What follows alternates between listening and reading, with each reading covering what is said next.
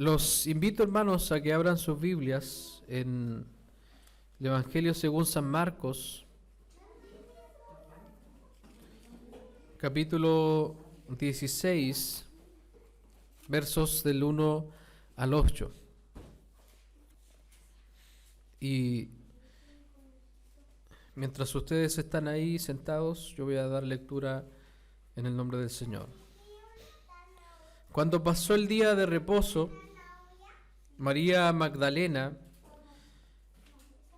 María la madre de Jacobo y Salomé compraron especias aromáticas para ir a ungirle. Y muy de mañana, el primer día de la semana, vinieron al sepulcro, ya salido el sol. Pero decían entre sí: ¿quién nos removerá la piedra de la entrada del sepulcro? Pero cuando miraron, vieron removida la piedra, que era muy grande. Y cuando entraron en el sepulcro, vieron a un joven sentado al lado derecho, cubierto de una larga ropa blanca, y se espantaron. Mas él les dijo: no os asustéis, buscáis a Jesús Nazareno, el que fue crucificado. Ha resucitado, no está aquí. Mirad el lugar en donde le pusieron. Pero id, decid a sus discípulos y a Pedro que él va delante de vosotros a Galilea. Allí le veréis como os dijo. Y ellas se fueron huyendo del sepulcro, porque les había tomado temblor y espanto, ni decían nada a nadie, porque tenían miedo. Hoy vamos a hablar del día del Señor. Y como introducción, quiero decir que los adventistas del séptimo día han confundido y guiado a la perdición a muchos con sus enseñanzas. Pero debemos decir que lo que ellos creen son cosas nuevas en comparación a lo que la Iglesia ha creído y practicado por siglos. Debemos tener cuidado porque ellos pudieran tener mensajes muy parecidos a los nuestros, pero la realidad es que ellos tienen otro evangelio. El movimiento adventista, para que ustedes sepan, se originó a raíz de las ideas de William Miller, un granjero bautista estadounidense que comenzó a predicar durante el segundo gran despertar religioso, ocurrido durante la primera mitad del siglo XIX. Miller había fijado una fecha para la venida del Señor, para el 1843. Y aunque eso nunca pasó, años más tarde, Joseph Bates, James White y la esposa de White, Elena G. de White, que es muy conocida en los adventistas, siguieron creyendo en lo que Miller había dicho y dijeron que él había interpretado los eventos de forma incorrecta. Menciono estos últimos porque fue Joseph Bates que fue el primero en defender, en volver a guardar el sábado como día de reposo. Y el resto es historia. Y respecto a esto hay muchas dudas, porque cuando uno lee el Antiguo Testamento, siempre dice ahí abajo en la referencia a qué equivale a sábado, ¿cierto? El día de reposo, ¿cierto? Que es conocido como Sabbat. Y aquí quiero invitarlos a Éxodo, capítulo 20, versículos del 8 al 11. Vamos a Éxodo, capítulo 20, versos del 8 al 11. Acuérdate del día de reposo para santificarlo. 6 días trabajarás y harás toda tu obra, mas el séptimo día es reposo para Jehová tu Dios.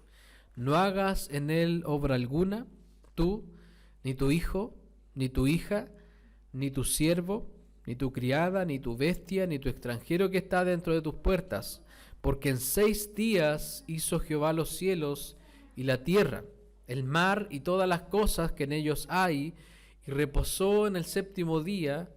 Por tanto, Jehová bendijo el día de reposo y lo santificó. Y debemos decir, hermanos, que eso fue así desde el inicio del mundo hasta el día en que Cristo resucitó.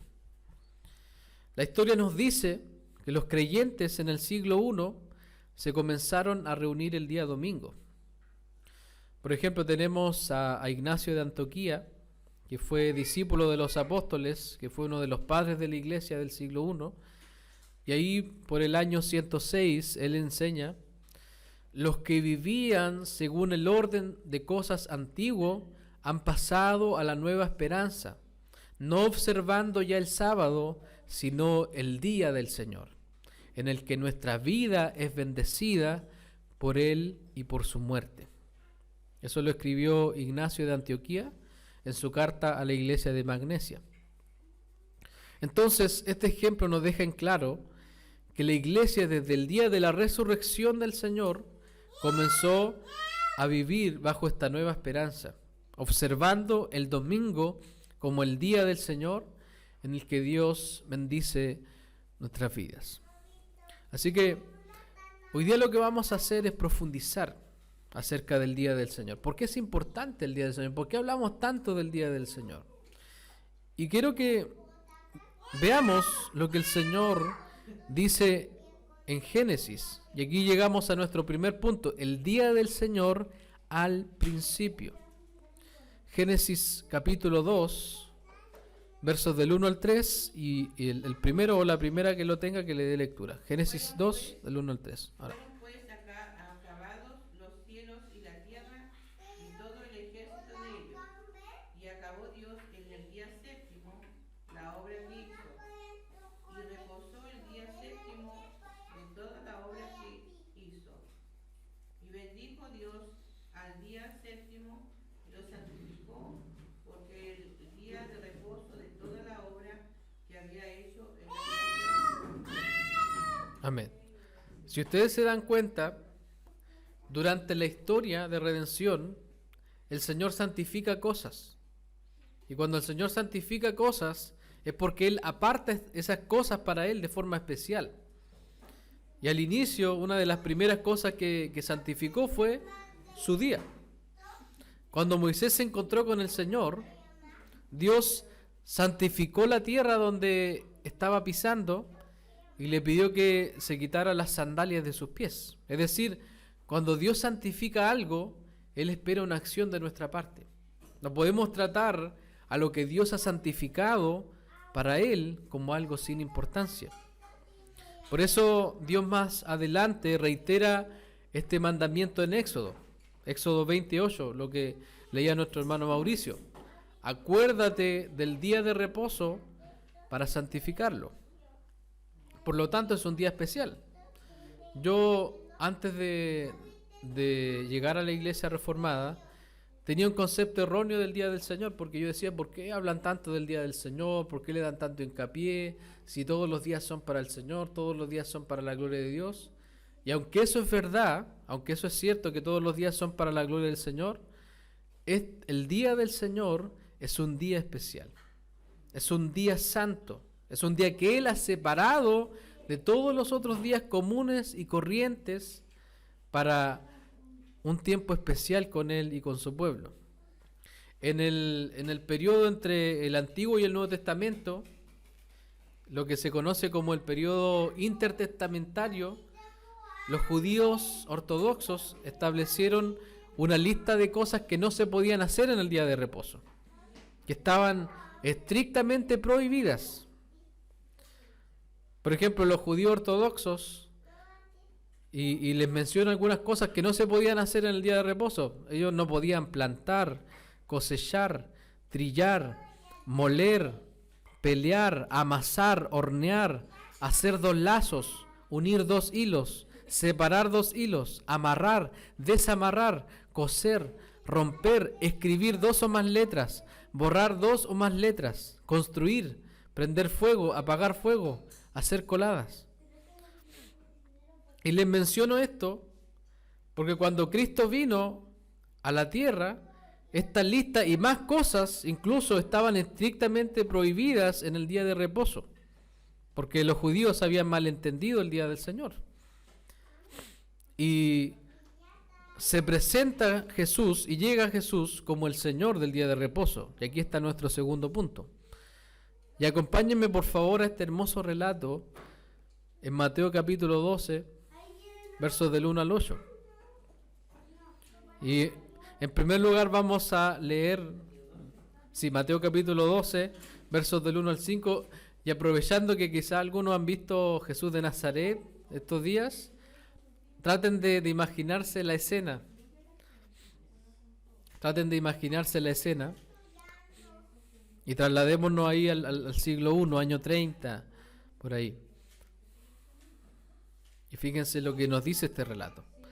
Dice, en aquel tiempo iba Jesús por los sembrados en un día de reposo, ¿ya? Sábado. Y sus discípulos tuvieron hambre. ¿Y qué dice que comenzaron a hacer? Arrancar espigas y a comer.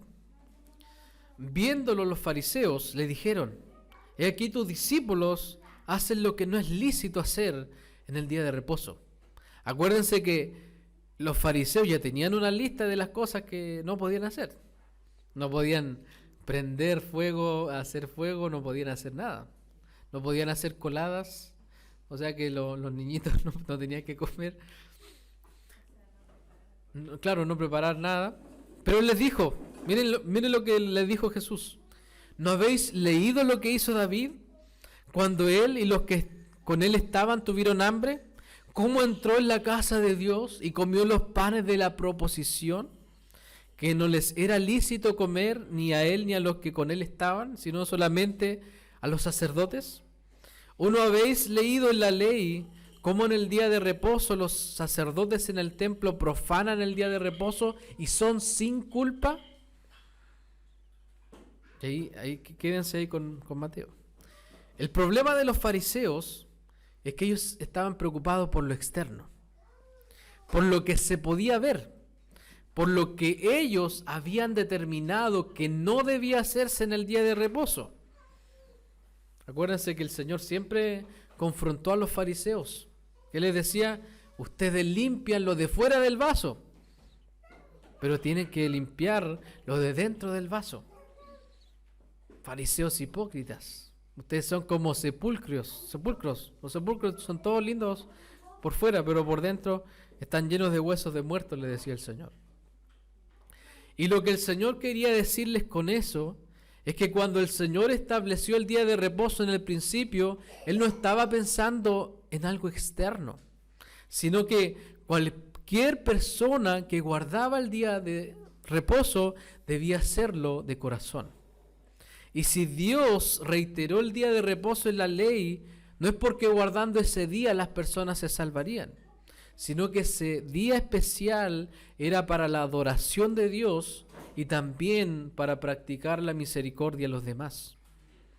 Por eso, si seguimos la lectura en Mateo 12, ¿qué es lo que el Señor le dice ahí? ¿Quién me puede leer el versículo 6, que es un verso impactante? Pues os digo que uno mayor que el templo está aquí.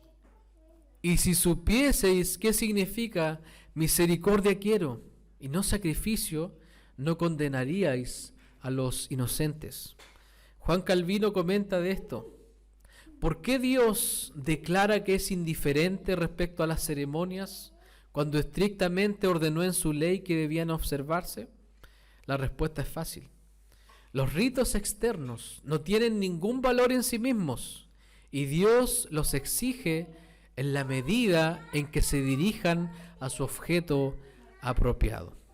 Es decir, los judíos pueden seguir guardando su sabbat, los sabatistas pueden seguir guardando el sábado, pero no se dirigen ni respetan a aquel que instituyó aquel día. Calvino sigue diciendo del testimonio del profeta, porque ahí en el verso 7 lo que vemos es una referencia a Oseas 6:6. Dice, del testimonio del profeta Cristo infiere con justicia que no se le atribuye ninguna culpa a sus discípulos, porque mientras Dios entrenaba a su pueblo en los rudimentos de la ley, estaba lejos de ser su objetivo matar hombres miserables con hambre. O sea que cuando Dios habla en Éxodo 20 de no hacer ninguna obra en el día de reposo, no estaba diciendo que debías quedarte quieto sin hacer absolutamente nada. Ellos lo malentendieron. Eso no era lo que Dios estaba diciendo, sino lo que Dios estaba enseñando, que ese era su día santo, consagrado, y con mayor razón debía ser dirigido a Él y a su gloria. Y no puedes dar gloria a Dios si descuidas a tu prójimo. Porque, ¿en qué se resume la ley? El Señor lo dijo: amarás al Señor tu Dios con todo tu corazón y con toda tu alma y con toda tu mente. Este es el primero y grande mandamiento. Y el segundo es semejante: amarás a tu prójimo como a ti mismo. Guardar el día de reposo es amar a Dios y amar al prójimo. Algo interior que se refleja hacia afuera. Por eso el Señor dijo: uno mayor que el templo está aquí. El templo es algo que puedes ver, es externo.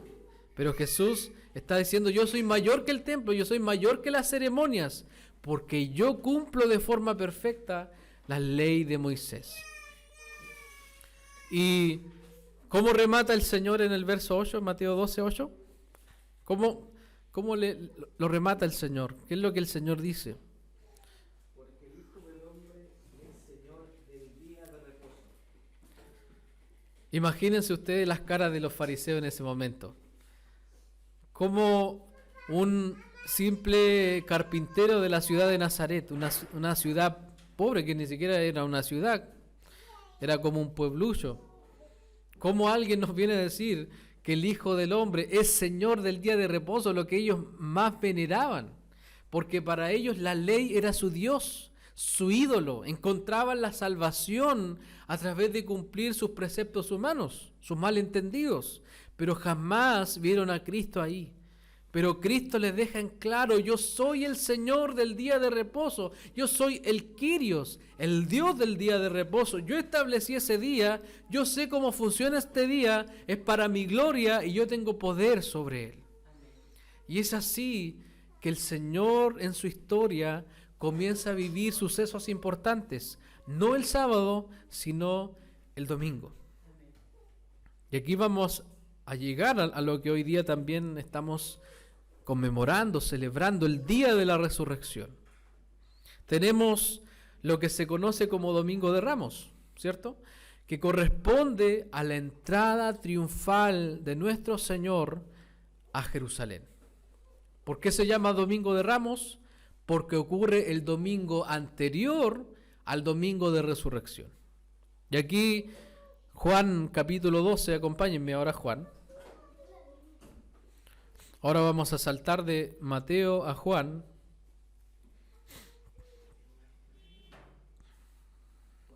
Juan capítulo 12. Juan capítulo 12 dice que Jesús fue a Betania 6 días antes de la Pascua, y los versos en adelante dicen, el versículo 12, dice: el siguiente día, es decir, el domingo, grandes multitudes que habían venido a la fiesta, al oír que Jesús venía a Jerusalén, tomaron ramas de palmera y salieron a recibirle y clamaban: Hosana, bendito el que viene en el nombre del Señor, el Rey de Israel. Y halló Jesús un asnillo y montó sobre él, como está escrito. ¿Quién puede leer el versículo 15, hermana María? No temas, hija de Sión, he aquí tu rey viene, montado sobre un pollino de asna. ¡Wow! ¡Qué hermoso cumplimiento de la palabra de Dios! Aquí viene entrando el Rey, el Señor. No temas. Lo que el Señor nos ha repetido en todas las Escrituras: no temas, porque yo estoy contigo. Y versos más tarde, en el 27, luego de esa entrada triunfal, luego de esa gloria terrenal ahí, miren lo que dice el Señor en el 27: ahora está turbada mi alma. ¿Y qué diré? Padre, sálvame de esta hora. Mas para esto he llegado a esta hora. ¿Acaso el Señor iba a huir de la voluntad de Dios? Por eso dice: ¿y qué diré? Padre, sálvame de esta hora. mas para esto he llegado a esta hora. Padre, glorifica tu nombre. Entonces vino una voz del cielo que decía: lo he glorificado y lo glorificaré otra vez. Esto es crucial, queridos hermanos, porque la resurrección del Señor traería a Jesús lo que nosotros conocemos como la glorificación. Jesús pasaría de la humillación a la exaltación. Filipenses capítulo 2, verso 8 dice: y estando en la condición de hombre, se humilló a sí mismo, haciéndose obediente hasta la muerte y muerte de cruz.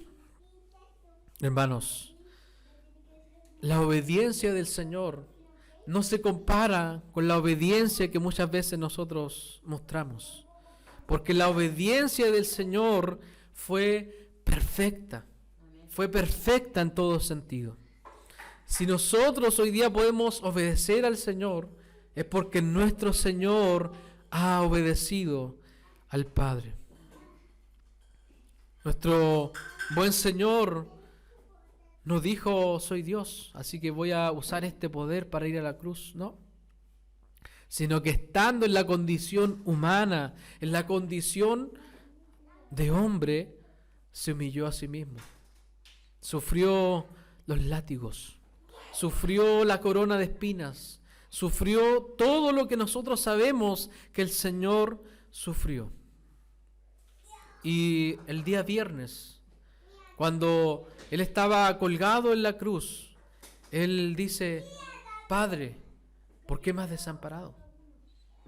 Él mira al cielo y dice: Padre, ¿por qué me has desamparado? Y te pregunto yo, hermano, ¿sabes tú qué había en la copa que el Padre dio a beber a Jesús? ¿Qué había ahí? La ira de Dios. Y eso es algo que todos debemos saber. La ira eterna de Dios que nosotros merecemos. La ira de Dios de la cual por nuestros medios no podemos escapar. Podemos hacer todas las buenas obras que queramos, podemos hacer todas las buenas obras, pero ninguna de ellas nos va a hacer aceptos ante Dios. Somos salvos por obras, pero no por nuestras obras, sino por las obras de Jesús en la cruz del Calvario. Y en la cruz, antes de que nuestro Señor encomendara al Padre su Espíritu, Él declaró: consumado es. Todo está terminado, todo está pagado, es decir, la ira preparada para tu pueblo yo ya la absorbí. Ellos son libres de la ira y limpios sus pecados. Hermano, qué mayor consuelo hay en nuestro buen Dios. ¿Qué importa lo que nos puede hacer el hombre? ¿Qué importa lo que podamos vivir acá? Si la ira de la ira que nosotros merecíamos ya fue tomada por Jesús en la cruz del Calvario. Si hoy duermes tranquilo, es porque esa ira ya fue quitada de nuestras cabezas. Luego de eso, Jesús es tomado y llevado a la tumba. Pasa el viernes, pasa el sábado. Hay silencio en la tierra, terror en los apóstoles escondidos. ¿Se levantará o no? Pero el Padre al tercer día levantaría a su Hijo.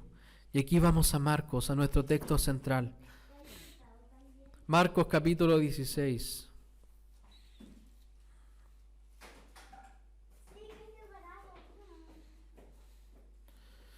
Marcos capítulo 16 dice: cuando pasó el día de reposo, es decir, cuando pasó el sábado, María Magdalena, María, la madre de Jacobo, y Salomé compraron especias aromáticas para ir a ungirle.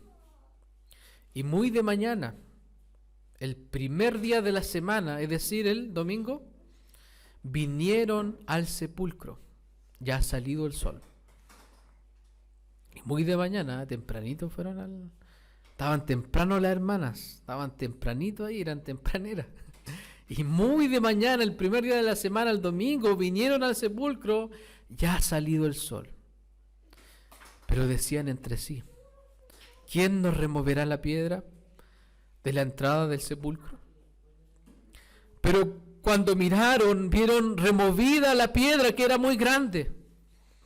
Y cuando entraron en el sepulcro, vieron a un joven sentado al lado derecho, cubierto de una larga ropa blanca, y se espantaron. ¿Y qué les dijo ese hombre? ¿Qué les dijo ese joven? Hermano Javier, Marcel les dijo. Marcel les dijo, no os asustéis, buscáis a Jesús Nazareno, el que fue crucificado, ha resucitado, no está aquí. Mirad el lugar en donde le pusieron. Pero id, decid a sus discípulos y a Pedro que él va delante de vosotros a Galilea. Allí le veréis, como os dijo. Y ya se fueron huyendo del sepulcro, porque les había tomado temblor y espanto. Ni decían nada a nadie, porque tenían miedo. Qué gran privilegio. Qué gran privilegio haberse enterado estas mujeres por primera vez de que el Señor ya no estaba ahí. De que el Señor había dejado la tumba tal como lo había prometido. Hermanos, si Cristo no resucitó, entonces nuestra fe sería vana. Estaríamos perdiendo el tiempo aquí. Sería mejor creer en la reencarnación, sería mejor creer en cualquier otra cosa. En el Big Bang quizás, pero no. Nuestro Señor resucitó, y cuando el Señor resucitó, con eso confirmó que todo lo que Él había dicho era verdad. Charles Spurgeon dijo, con un Salvador muerto, un Salvador sobre el cual la muerte hubiese triunfado y al cual hubiese retenido cautivo, nuestra justificación jamás habría sido posible. Así como era necesario que el sumo sacerdote del antiguo pacto no sacrificara a la víctima en el altar, sino que transportara la sangre al lugar santísimo y la rociara sobre el propiciatorio, era también necesario no solo que nuestro sumo sacerdote sufriese en el patio externo del templo, sino también que traspasara los cielos para presentar su justicia ante Dios en pro de nuestra justificación. Por tanto, la resurrección de Cristo era absolutamente esencial como evidencia de la aceptación de su sacrificio en favor nuestro y como un paso necesario para asegurar que los méritos de su sacrificio nos fuesen aplicados para obtener nuestra justificación. Es decir, cuando nosotros nos presentemos delante del Señor aquel día, yo no le voy a decir, Señor, mira, fui pastor, cuidé a estas personas, déjame entrar. No. Sino que yo le voy a decir al Señor, vengo con lo que tu hijo hizo, porque yo no tengo nada que ofrecer, no hay ninguna obra buena que yo pueda ofrecer delante de Él. Aleluya, hermanos, gloria a Dios por lo que Él ha hecho por nosotros. Y el salmo que leíamos delante habla de la resurrección del Señor, Salmo 118, versos 22 al 24, miren lo que dice.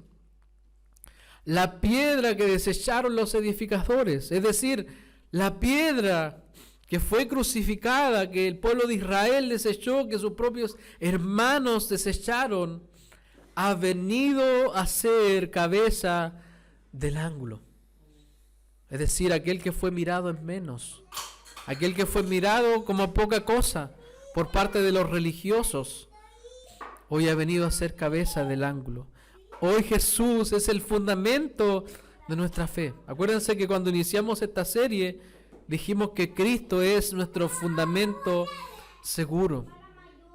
De parte de Jehová es esto, y es cosa maravillosa a nuestros ojos.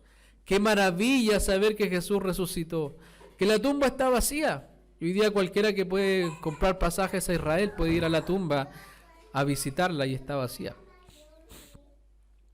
Y fíjense lo que dice, gracias. Fíjense lo que dice el verso 24. Este es el día que hizo Jehová, nos gozaremos y alegraremos en Él. Y aquí pasamos al último punto. La iglesia en ellos. Desde que nuestro Señor Jesucristo resucitó, desde que nuestro Señor resucitó, el Rey de Reyes y Señor de Señores, no anuló lo establecido al principio, sino que tomó el día de reposo, lo interpretó, lo cumplió, lo perfeccionó, combinándolo con el día del Señor. Y ahora, como dice un comentario, se respira en él un aire de libertad y amor necesariamente desconocido antes. Porque, hermanos, los líderes religiosos habían traído tal rigurosidad al día de reposo antes de la resurrección que no se respiraba libertad, no se respiraba amor en aquel día. Pero ahora sí, se respira en el día del Señor un aire de libertad y amor, y hace así la semejanza más perfecta del descanso eterno. Hermanos, aunque nosotros pensemos que estas son 3 horas, 4 horas que nos reunimos, la realidad es que esto es lo más parecido a la eternidad. Esto es lo más parecido a la eternidad, porque allá no habrán distracciones. Allá no hay pecado, allá no hay nada, allá no dejamos las cosas, ¿cierto?, hechas en la casa y después volvemos, ¿cierto?, a nuestras labores. Por eso esto es lo más parecido a la eternidad, este momento, este día es lo más parecido a la eternidad, porque estamos todos reunidos a lo largo de todo el mundo celebrando el día del Señor. Hechos 27, acompáñennos, porque cuando usted se le aparezca algún adventista por ahí, oye, ¿por qué se reúnen el domingo? Si el sábado es el día del Señor. Bueno, aquí tenemos hartos argumentos. Y el que lo tenga, que lo pueda leer, por favor. El primer día de la semana, reunidos los discípulos para partir el pan, Pablo les enseñaba habiendo de salir al día siguiente, y alargó el discurso hasta la medianoche. Amén. ¿Qué dice el primer día de la semana? El domingo. Reunidos los discípulos para partir el pan, para celebrar la cena del Señor. Pablo les enseñaba, habiendo de salir al día siguiente, alargó el discurso hasta la medianoche. O sea que predicó hasta las 12 de la noche. También Hechos capítulo 2, el día de Pentecostés transcurre un día domingo, para que ustedes sepan. La fiesta de Pentecostés ocurre un domingo porque ese era el día que la iglesia se reunía. Se congregaba los días domingos. Cuando Hebreos dice no dejen de congregarse, nos está hablando del día del Señor. Entonces, para que ustedes sepan, también el derramamiento del Espíritu Santo ocurre un día domingo cuando estaban los discípulos esperando el derramamiento del Espíritu. ¿Qué dice Apocalipsis 1:10? Acompáñenme, por favor. El que lo tenga igual que le dé lectura. Apocalipsis 1:10. Amén. Dice que Juan estaba en el Espíritu, ¿cuándo? En el día del Señor. El vocablo domingo deriva del latín tardío dies dominicus, día del Señor. Eso significa domingo. Deriva del latín tardío, que es dies dominicus. O sea, cuando usted le dice, ¿qué significa domingo? Día del Señor.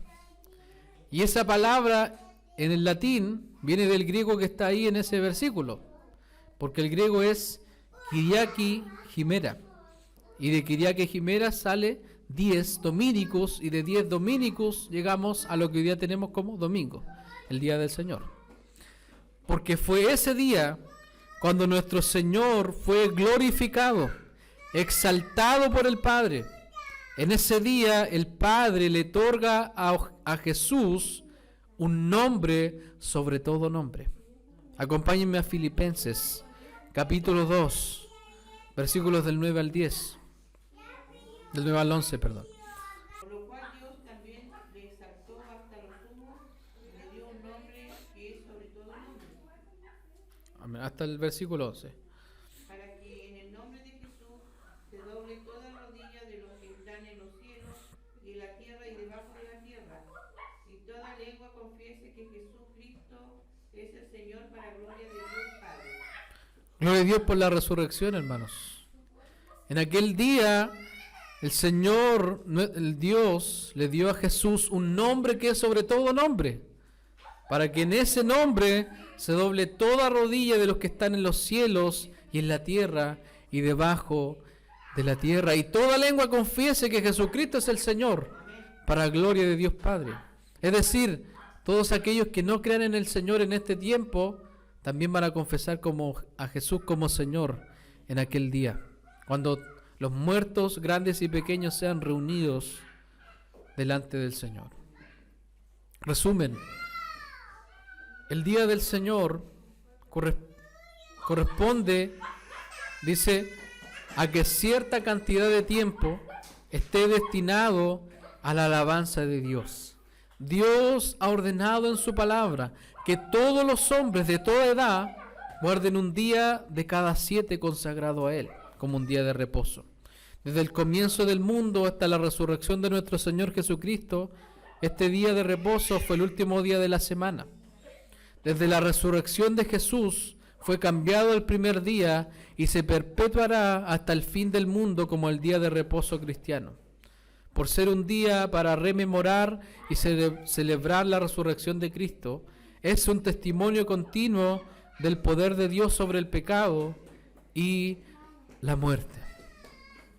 Así que, hermanos, en última instancia, todos los días del Señor, todos los días domingos, nosotros celebramos la resurrección del Señor.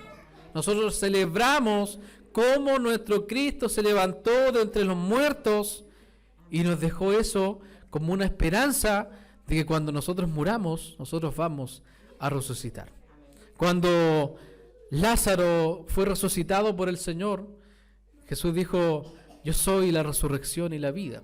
El que crea en mí, aunque esté muerto, vivirá. Ese es nuestro consuelo. Cuando nos preguntan cuál es nuestro consuelo, que le pertenecemos al Señor y que Él un día nos va a resucitar. Y les quiero preguntar, hermanos, ¿cómo ustedes preparan el día del Señor? ¿Cómo estamos preparando nuestro día del Señor? ¿Cómo estamos preparando nuestro corazón para el día del Señor? ¿Cómo preparamos nuestro día del Señor? ¿Nos levantamos 1 hora antes del culto? ¿Nos levantamos media hora antes del culto y nos lavamos rapidito? Hermanos, el día del Señor es un día que debemos guardar de todo nuestro corazón, de todo corazón. Ojalá el día anterior dejar todo listo, todo planchadito, para que el día del Señor, hermanos, no hayan retrasos, para que no hayan nada que estemos ahí preocupados de, que me falta esto, que me falta esto otro. Debemos preparar a los que son los padres, a los que son esposos, debemos preparar a nuestra familia para el día del Señor. Debemos preparar nuestros corazones para el día del Señor. Porque si ustedes se dan cuenta, es un día especial. No es cualquier día. Es un día que al principio el Señor dijo: este es mi día. Guárdenlo, sepárenlo para mí de forma especial. Ojalá levantarnos temprano y orar al Señor en este día. Ojalá tener un corazón dispuesto, un corazón: Señor, háblame hoy día por medio de tu palabra. Que al cantar junto a mis hermanos, que pueda yo estar unido a ti y experimentar y recordar tus promesas. Hermanos, es un día especial. No es cualquier día, es el día del Señor. Es el día donde nosotros recordamos que nuestro Señor triunfó, y como hablábamos delante, con ese triunfo nos hizo más que vencedores. Así que los animo que el Señor nos anime a poder preparar nuestro día del Señor, a poder preparar nuestro corazón para cada día del Señor, para que seamos diligentes, para que seamos respetuosos y para que adoremos al Señor de todo corazón en este día.